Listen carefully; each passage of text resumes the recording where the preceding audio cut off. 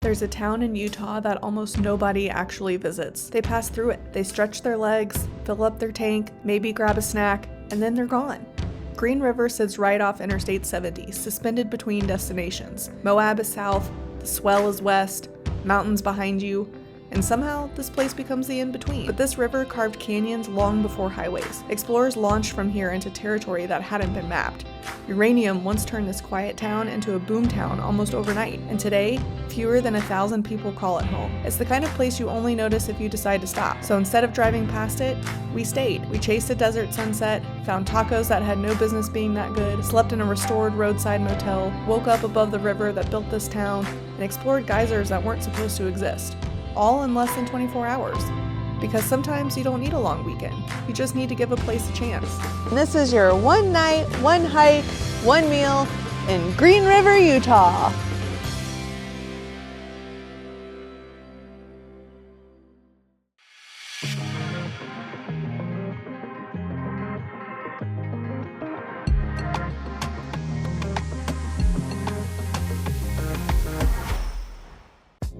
We left later than we meant to. Friday afternoons have a way of stretching, and suddenly it's 3 p.m. and you're still packing. But that's the kind of beauty of this trip. Green River isn't far. It's only about 3 hours southeast of Salt Lake City, straight shot down Interstate 15, and then through Spanish Fork Canyon on Highway 6. It sits right in the middle of the state, almost exactly between Salt Lake and the Colorado border, tucked along the Green River itself.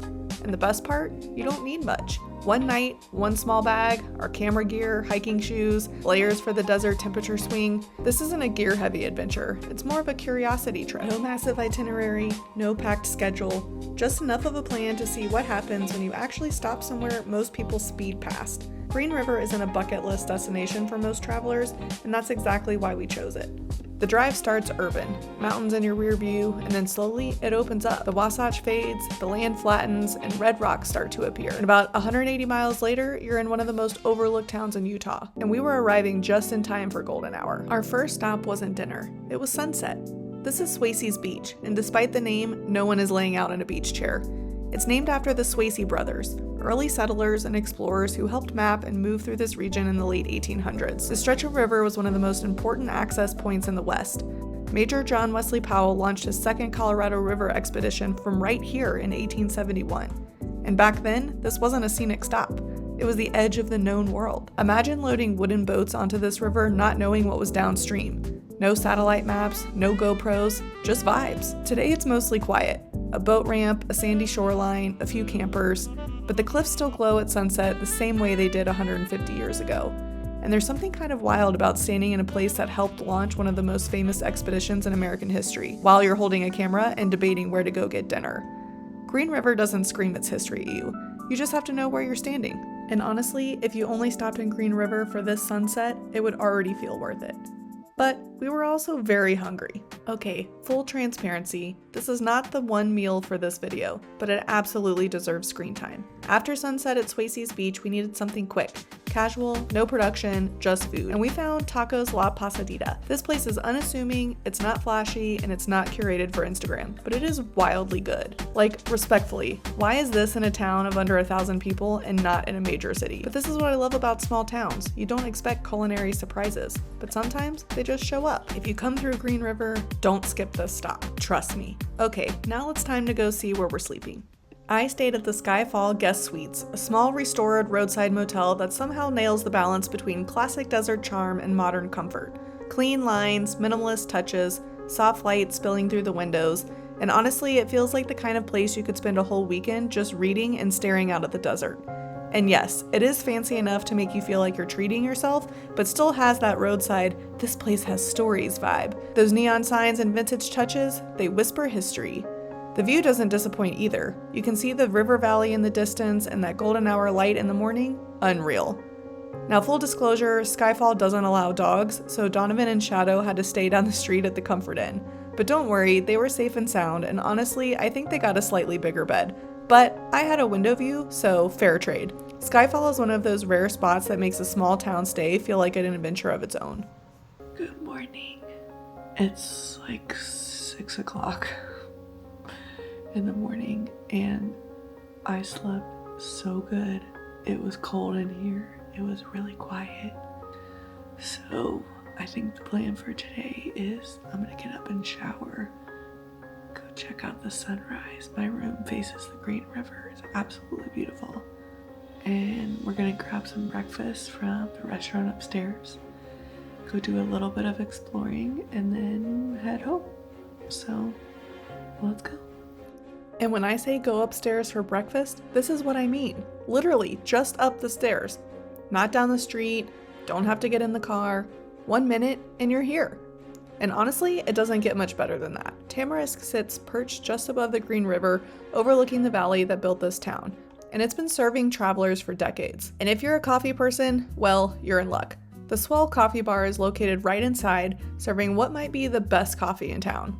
Seriously, locally roasted beans, expertly pulled shots, all the latte art you didn't know you needed, all here in Green River. This is the kind of breakfast place that has seen everything. Railroad workers, river explorers, uranium prospectors, road trippers, families on cross-country drives, and somehow it's managed to keep its charm intact. This is the one meal. You earn it, you savor it, and if you're a coffee lover, the Swell has you covered. Green River doesn't have a huge food scene, it doesn't try to compete with bigger towns. But Tamarisk, it belongs here. It fits. It makes you feel like you're a part of the town, even if you're just passing through for one night. Breakfast? Done. Coffee? Secured. Time to explore what else the desert has hiding for us today. All right, so after a wonderful breakfast, we are now heading out for our hike portion of the day.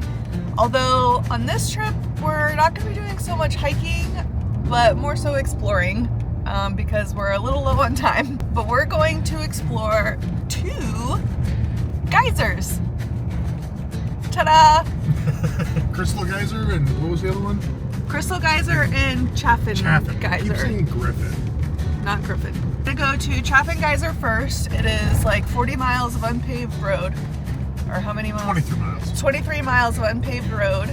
So that'll almost be like a hike because of the amount of tension on my body. Shadow also has got a lot of tension. Shadow is not very excited about the off-road portion of this adventure, but she'll be okay because she had some bacon. Oh yeah. All right, good girl. All right, let's go. The road to Chaffin Ranch Geyser is half the fun. Just a few miles outside of Green River, you leave the highway behind and enter open desert. The landscape stretches out in every direction. Red rock cliffs, sagebrush, and that endless Utah sky. And if you're driving this way, make a quick stop at Dead Horse Reservoir.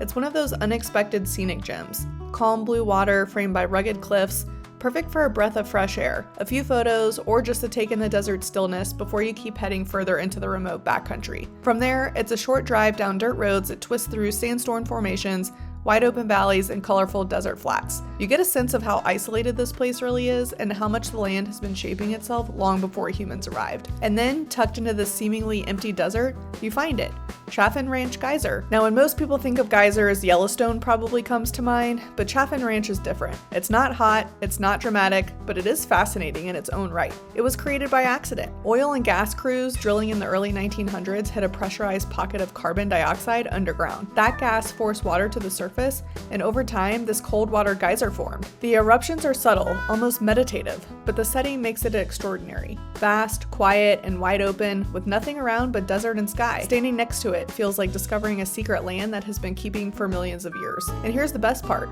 Because it's so off the beaten path, you often are going to have it all to yourself. No crowds, no schedules, just wind, water, and the slow, steady rhythm of the desert at work.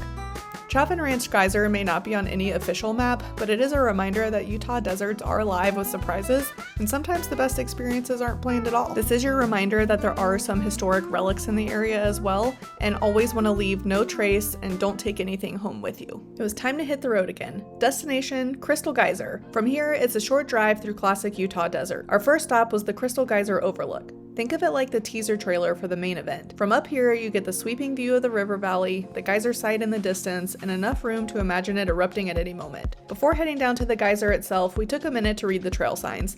A little public service announcement. Yes, it is a small trail. Yes, it's easy to miss the warnings. And yes, those signs exist for a reason, mostly reminding you not to fall in and also to respect the fragile mineral formations.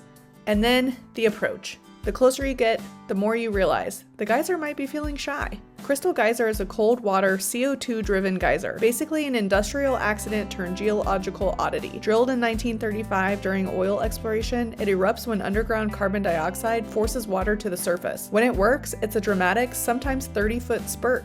But apparently, we visit on its off day. Instead, we got nothing. Maybe a subtle hiss. Nature's equivalent of a shrug. And honestly, that part's the charm. The mineral-rich water slowly builds bright white and orange travertine formations on the rocks, giving the area a kind of alien landscape. You can imagine it erupting, and it helps you appreciate the quiet power of the desert. Visiting Crystal Geyser is a little like ordering a soda and getting a glass of still water. But in the best way. You get the weird, the beautiful, and the unexpected, plus all the space to yourself. And that's why this stretch of Green River country is worth exploring, even when the main attraction is politely taking a nap. Can you turn it on? Yeah, hold on. Squeak, squeak, squeak, squeak, squeak. Is there a button? All right, so that's our one night, one hike, one meal in Green River, Utah. Hope that you like this video. Please subscribe, like, leave a comment. Where should we go next? And as always, we'll See you on the see trail. you on the trail. Okay, one thing we forgot to mention is that we got a tea roll from Tamarisk, and I'm gonna dig into it because I need a snack, but look at this thing. Oh my god. So we're gonna just try a piece while we wait on Dono. Oh my god, so much icing. Do you want a bite of this? Sure, hold on. Okay, you take the first bite. I'm sure it'll go well with the taquito. Yeah. All right, you ready?